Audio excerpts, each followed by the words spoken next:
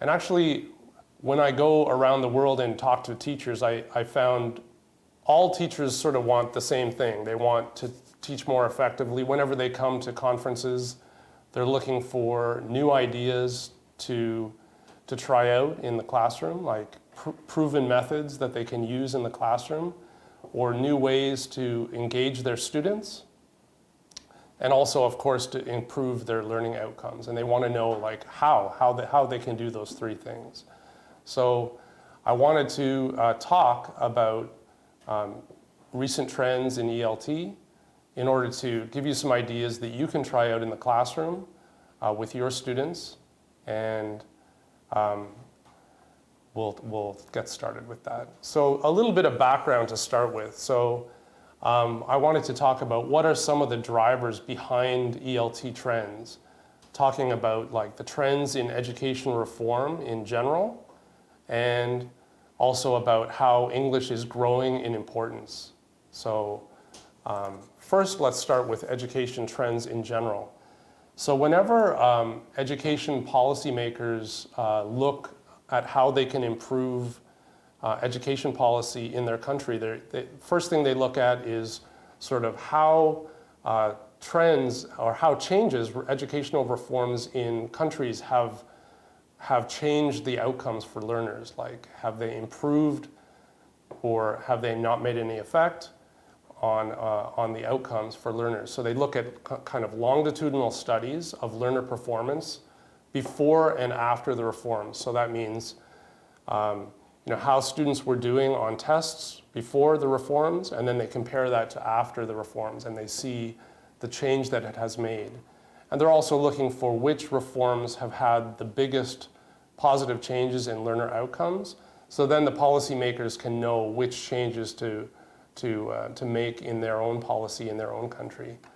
So one of the things that they want to look at is a test that was applied in many different countries over a long period of time. And one of the options for doing that is to look at a test like the OECD PISA test, which is the Organization for Economic Cooperation and Development. It's a group of many countries, 65 countries around the world that all work together to develop their policies together.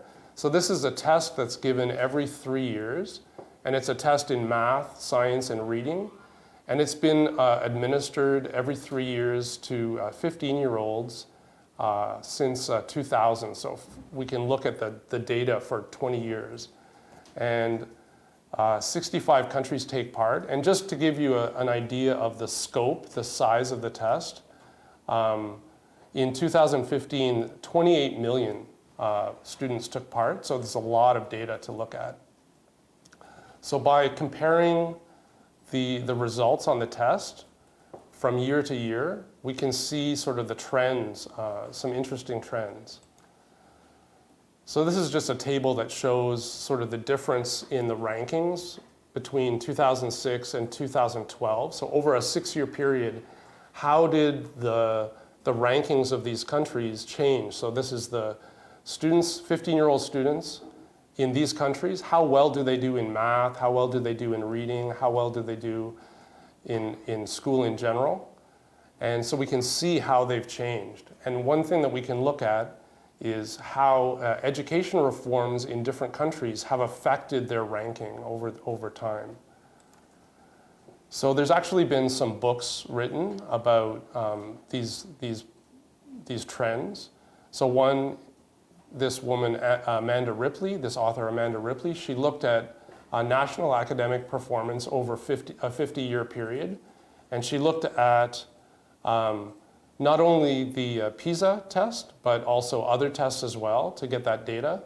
So she kind of compiled all this data to look at the trends.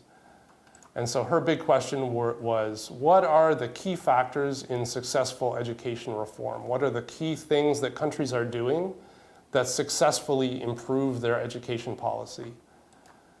And there's also been studies, more sort of academic studies. This was one in a compendium of academic studies called How to Succeed in Education Reform.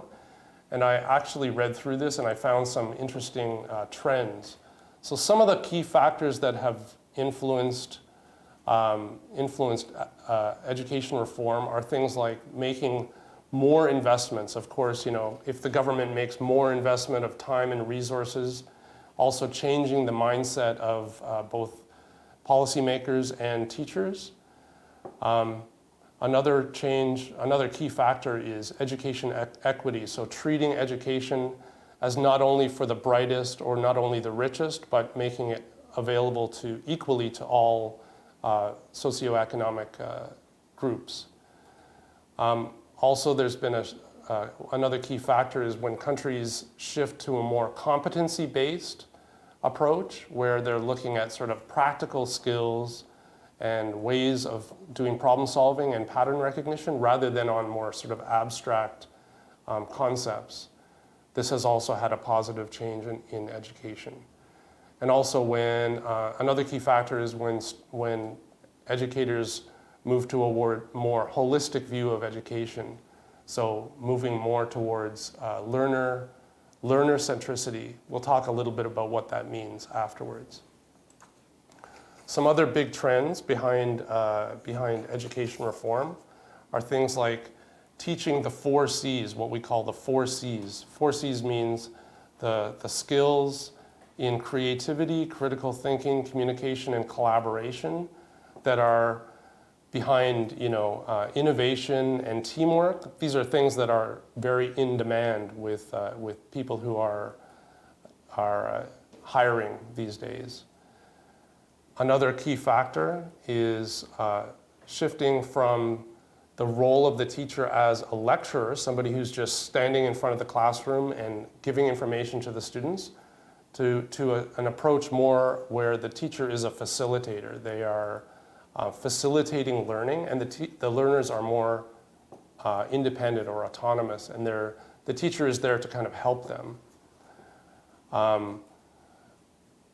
Also shifting from what to learn to how to learn. So that means learning skills about to make learners more sort of independent and learning how to learn. So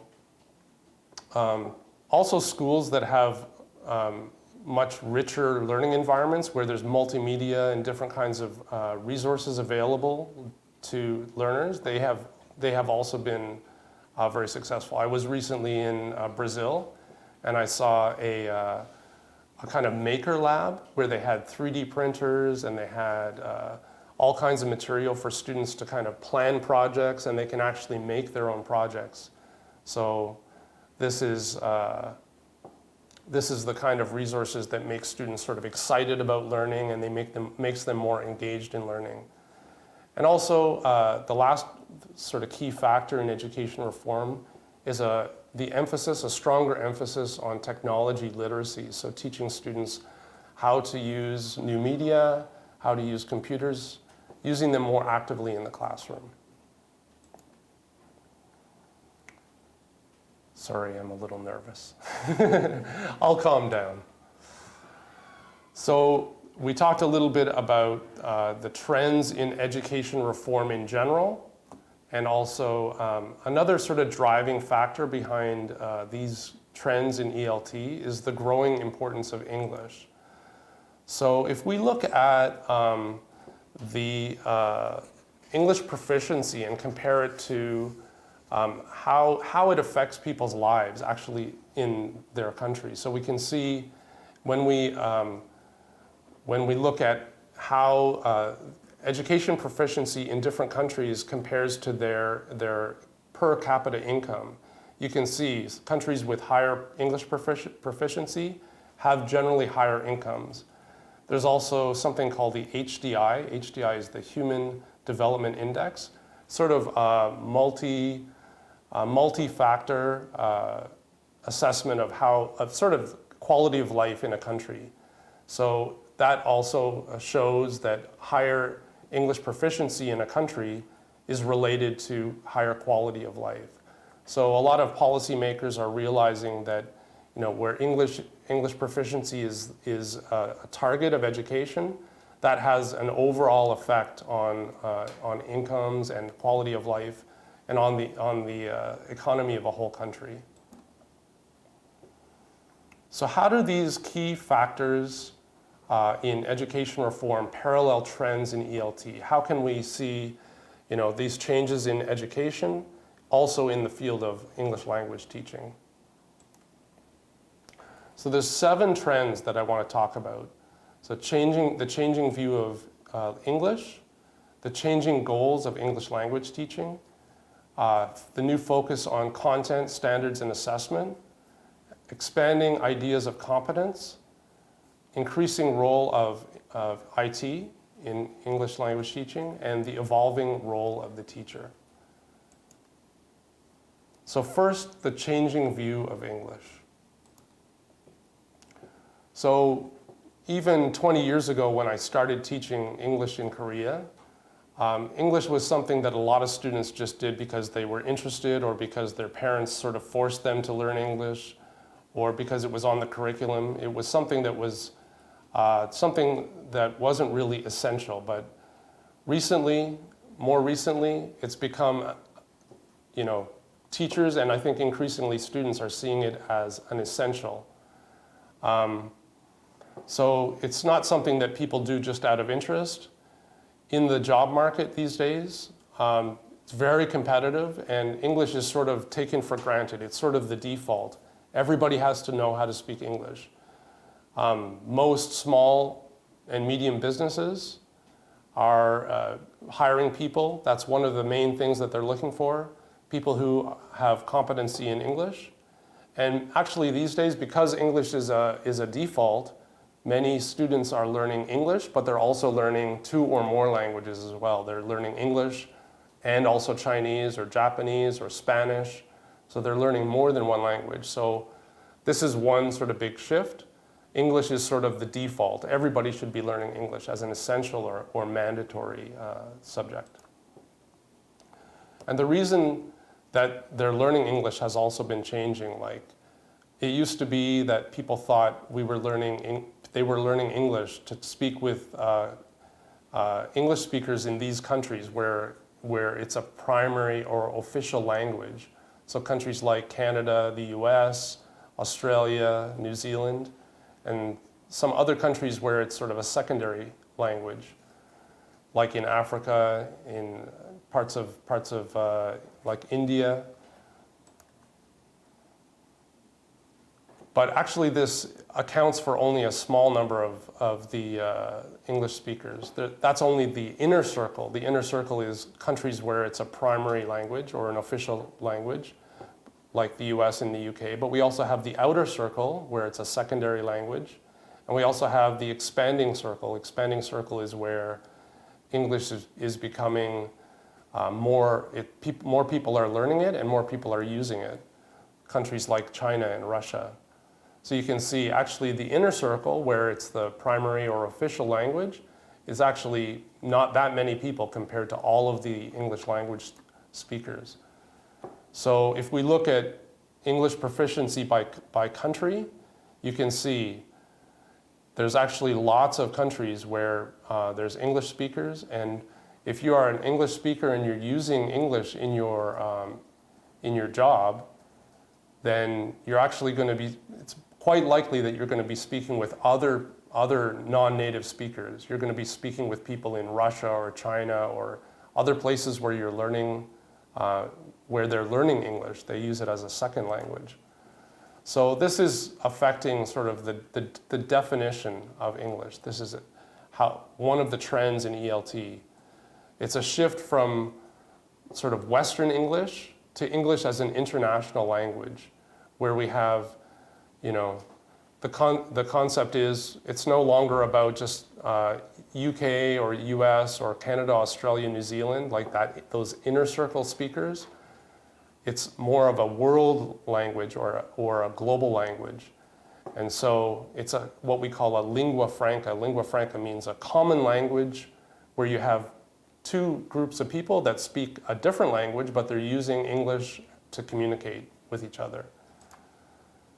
So learning to speak English these days means learning to speak with people from many other cultures. This is sort of one of the big trends in ELT. It used to be that people were learning English for travel or to go to the UK or the US to study or to live, but now it's about learning to speak with other English language learners. So what's the emerging view? The emerging view is English is an international language. Learning English is essential. It's not just something you do out of interest. And English doesn't only mean American or British English. There's a much broader definition. You might have to speak to people from India, or you might have to speak to people from China or Russia in English. So what do students need?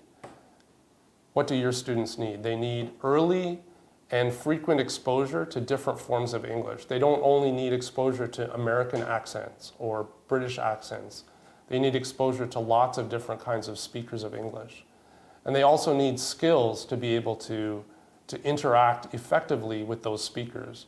Things like, conversation strategies. So if the communication breaks down, they know how to help each other understand. So the second sort of major trend is the changing goals of ELT. Let me just catch up with my notes here. Hold on a sec.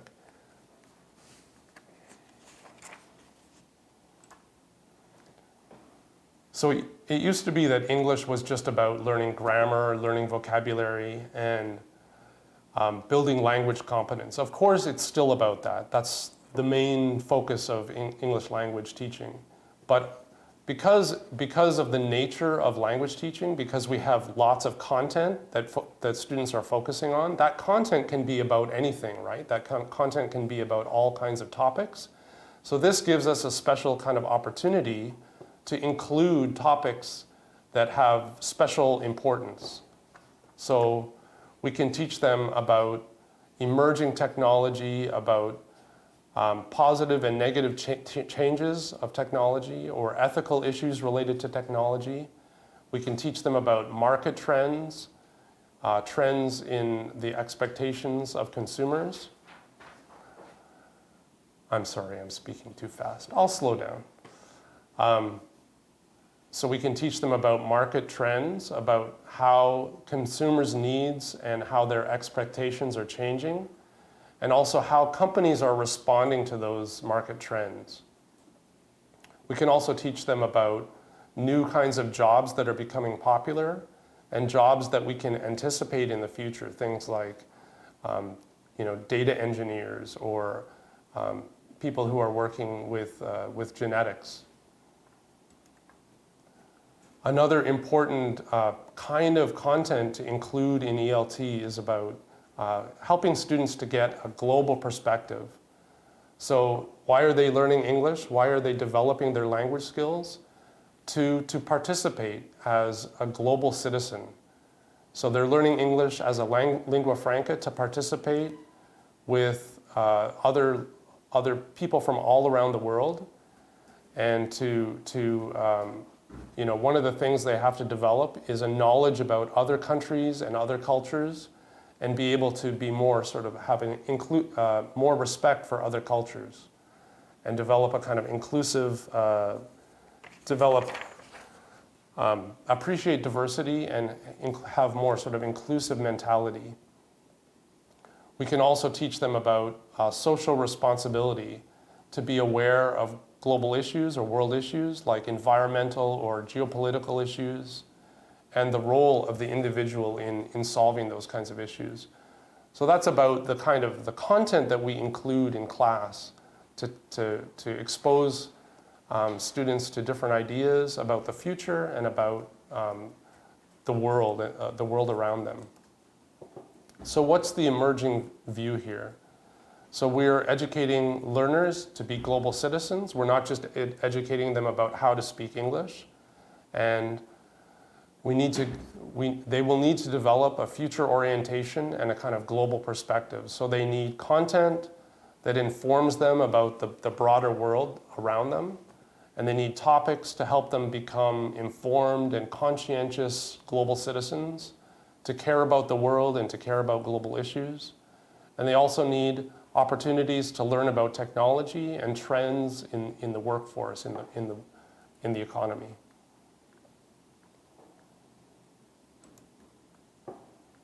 A third trend that I wanted to talk about is the changing approaches in ELT. So if we look at, a very broad overview of the approaches to teaching English, we can see a shift from, the grammar translation method a long time ago, still relevant today, but where they were teaching grammar and vocabulary as a kind of almost like math, like the way that we teach dead languages like Latin. They were teaching English by translating it into the mother tongue. Then we went, in the 1950s, we went through the audiolingual method that was based on very sort of behaviorist approach, where there was lots of drill practice, lots of memorization. Then in the late 60s, early 70s, we went through a kind of humanistic phase with the Suggestopedia and community language learning and the silent way, where it was focused more on the insights of psychology and sociology.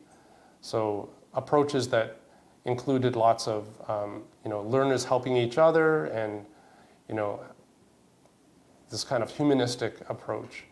Then we went through this shift towards communicative language teaching, where the focus was away from learning grammar and towards doing practical tasks. So if we look at sort of the dimensions of ELT methods, we can see that there's sort of 5 dimensions. There's the role of the first mother tongue. So is it used a lot or is it used not at all? That's one sort of dimension of ELT methods. Another one is how much grammar instruction do we include in classes? Is there a lot or is there none? Also, the role of the teacher or the learner.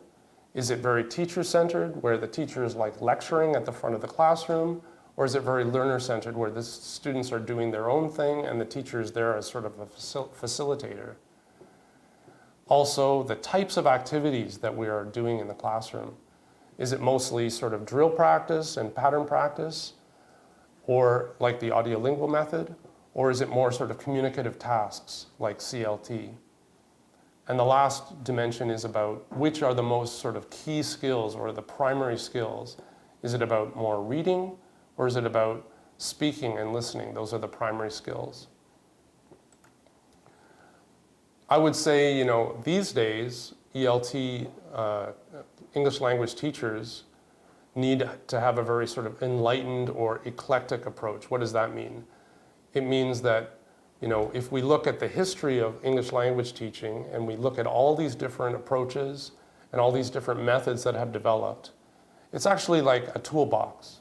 It's actually like a collection of tools that we can use, and we can kind of switch our approach dynamically. There's no one method that's correct, but we can sort of use all of our tools according to the situation or according to the students that we're teaching, according to the type of content that we're teaching. So using it in this kind of dynamic way. The reason is learners are all very different and learning situations are all very different. So teaching methods that we use should be adaptable. We should adapt our methods according to what we're teaching and who we're teaching. Sometimes drill practice is necessary. Sometimes communicative language teaching is necessary. Sometimes grammar instruction is necessary. So we should use it very dynamically.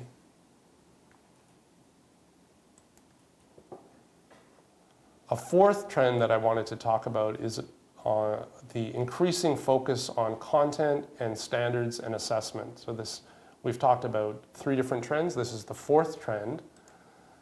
So over the last, I would say, 20 years, 15 or 20 years, content has become much more a much greater focus in English language teaching with things like content-based language instruction, CLIL, content and language integrated learning, science, technology, arts, engineering, and math, otherwise known as STEAM or STEM, and English for special purposes, where students are learning English for aviation, the aviation sector, or for the medical sector. So what this means is that we're combining English language teaching with grammar and vocabulary learning, also with learning about different kind of content. It could be school subject content, or it could be from different areas of business. So we're preparing students for English academic environments.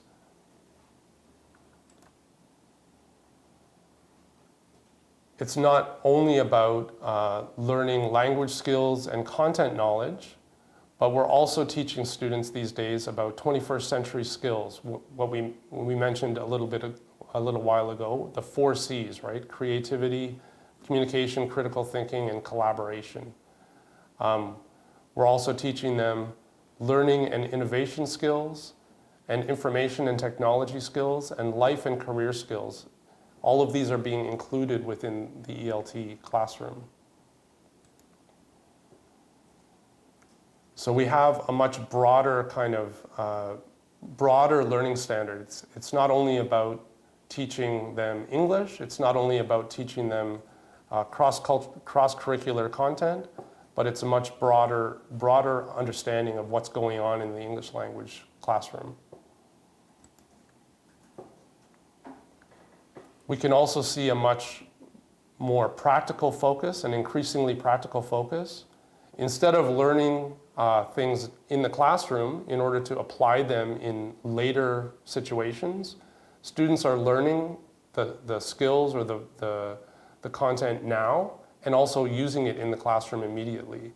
This is what we call communicative language teaching, where they're given tasks. The teacher arranges tasks for them to do, and they're immediately applying the content that they're learning.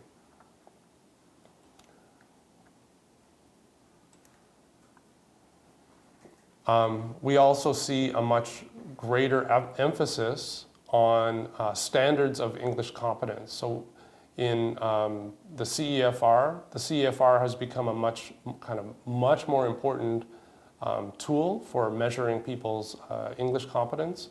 So what that is since about the 1990s, the Council of Europe has put together a list of competencies for people speaking in a second language. So it's like a list of what people can do in the real world.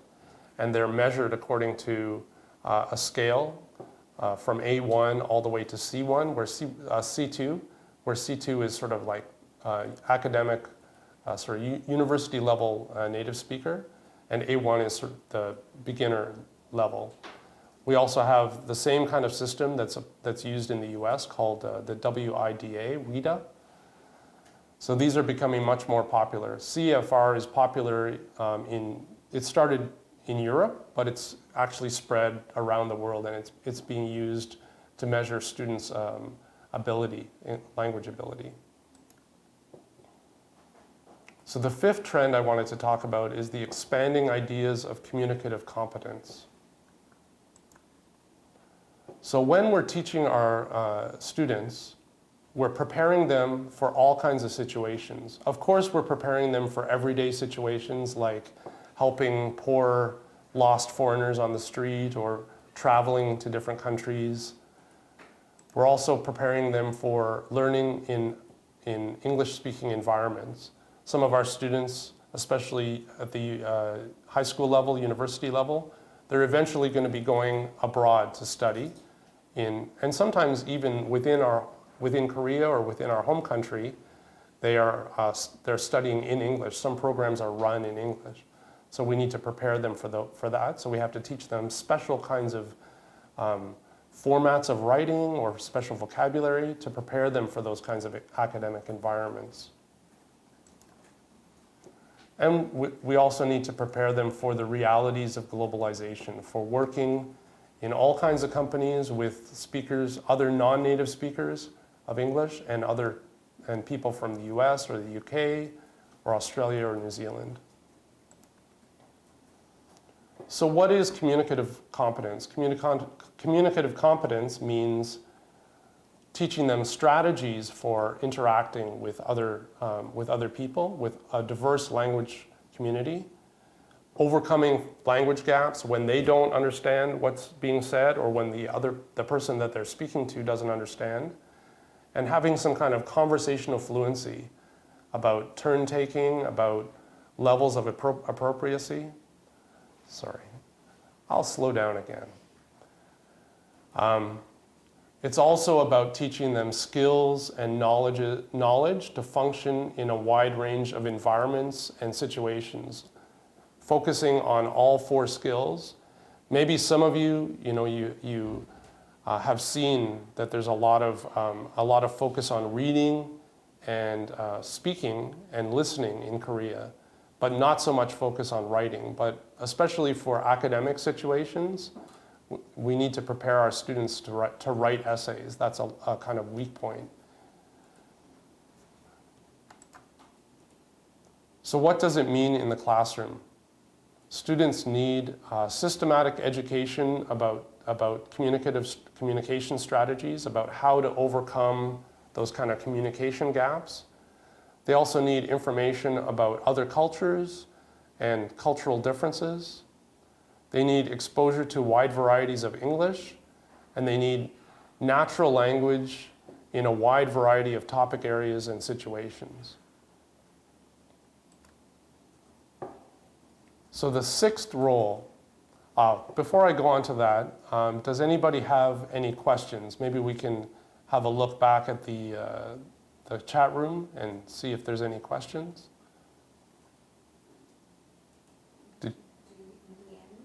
Yeah, maybe at the end. If you guys have any questions at any point, you can always throw them in.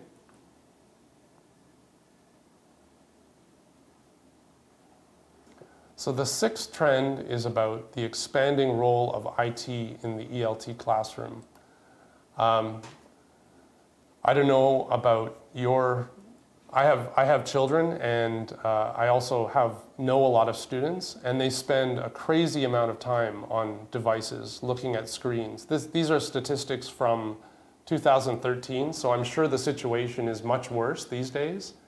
But according to these statistics, about 40% of primary students in the US have tablets at home. About 72% of primary level students are using devices, and they're using screens for about 2.16 hours per day on average, but I'm sure it's much higher these days. So because students are spending so much time in front of screens and watching YouTube videos and searching on the internet, actually for them, mobile devices are the norm for content delivery. When they want to learn something, when they want to seek content, that's sort of their default. That's where they go to instead of to books. I think most people would agree with that. These days, students that enjoy reading a book are becoming more and more rare, and most students have to be forced to read.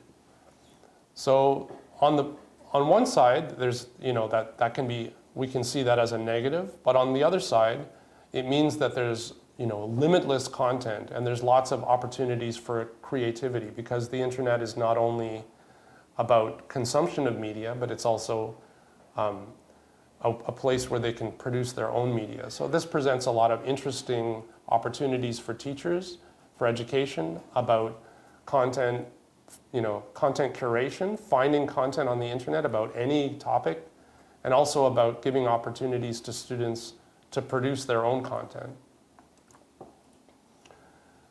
It's also an opportunity for interaction with native speakers. So it's very easy these days with just a laptop or with a mobile device to set up a webcam and to allow your students to communicate with people all over the world. I actually saw this experiment that the school in Finland did a few years ago.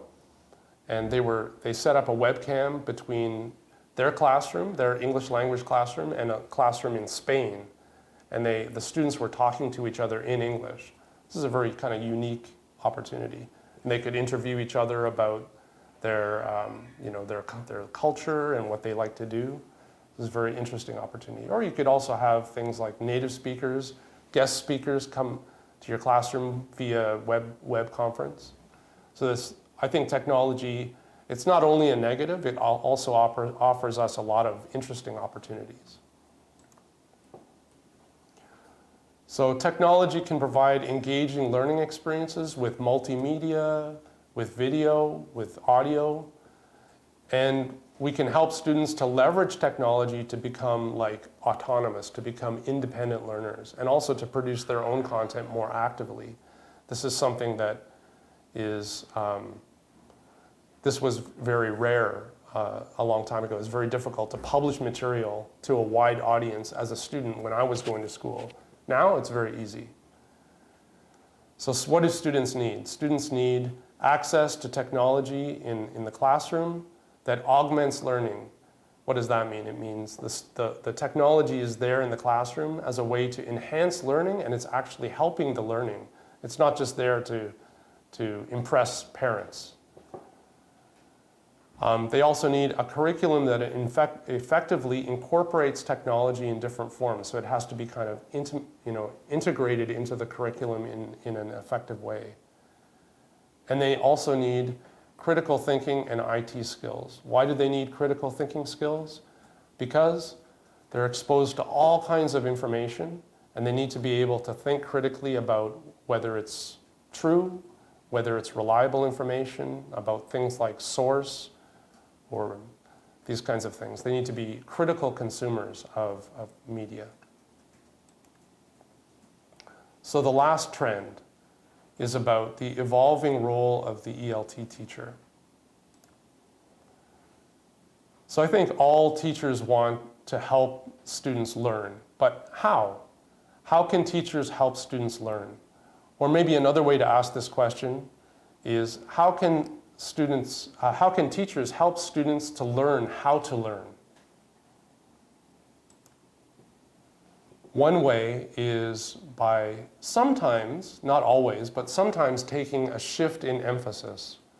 So we can talk about two different kinds of approaches, teacher-centered and student-centered. So teacher-centered means just like what I'm doing, right? I'm the person who is the authority, so-called authority on the topic, the subject expert, and I'm conveying the information to the students.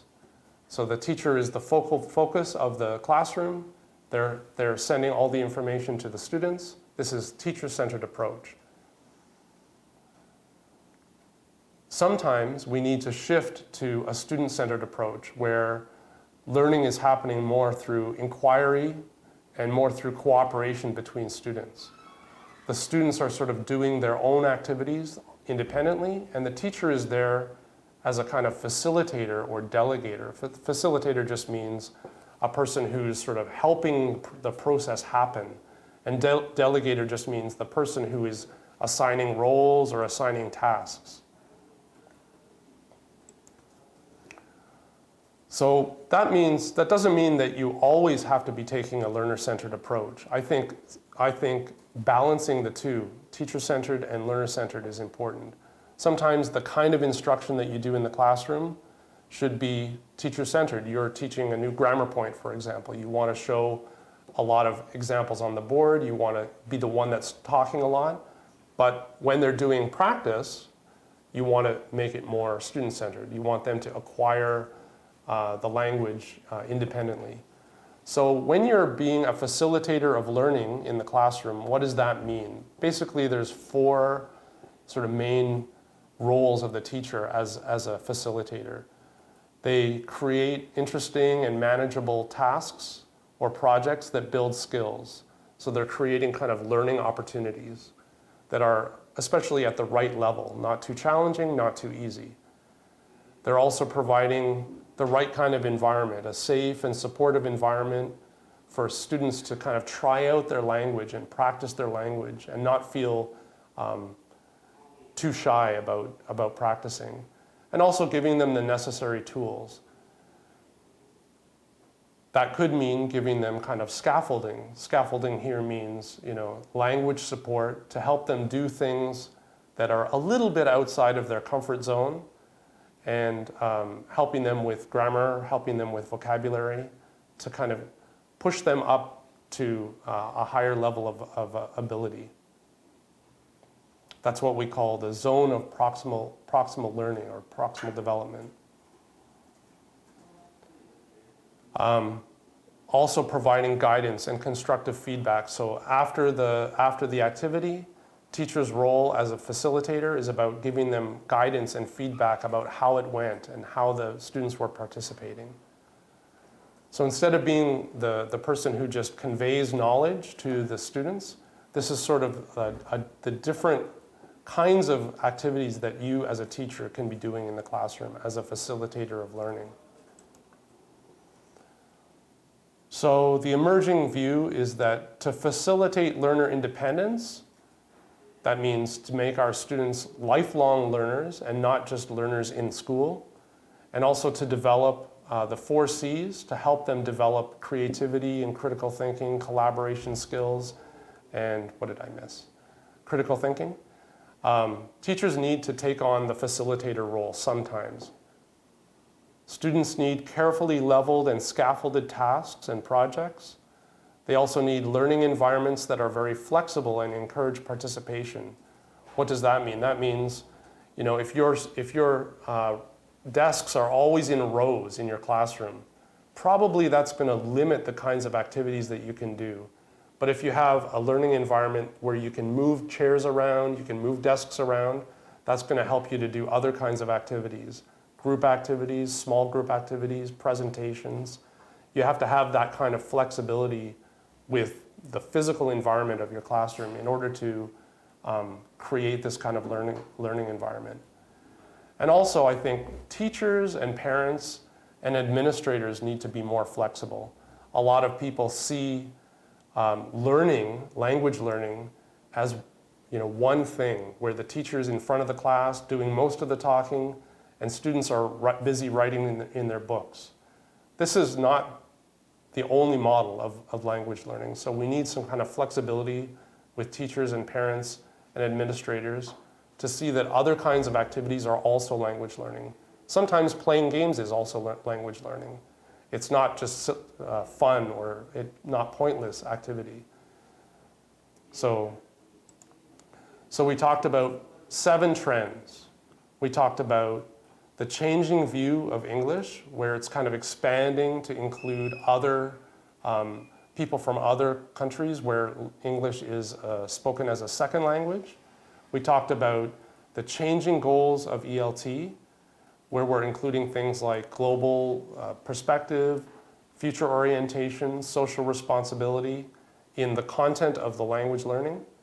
We talked about the changing approaches to ELT, where teachers these days have a kind of global view of all of the different methods of ELT, English language teaching, and they consider them as a diverse collection of tools that they can use very dynamically. We talked about the increasing focus on content, like cross-curricular content and content from different English for special purposes, and also the focus on standards and assessment. We talked about the expanding ideas about competence, where competence means communicating with other English language learners in different kinds of environments, everyday environments, academic environments, and work environments. And we talked about the expanding role of IT and the evolving role of the teacher. So sometimes as a teacher, we need to become like a facilitator of learning. We have to allow learners to do their own activities. So those are the 7 trends that I wanted to talk about today. And maybe I can open it up to some questions.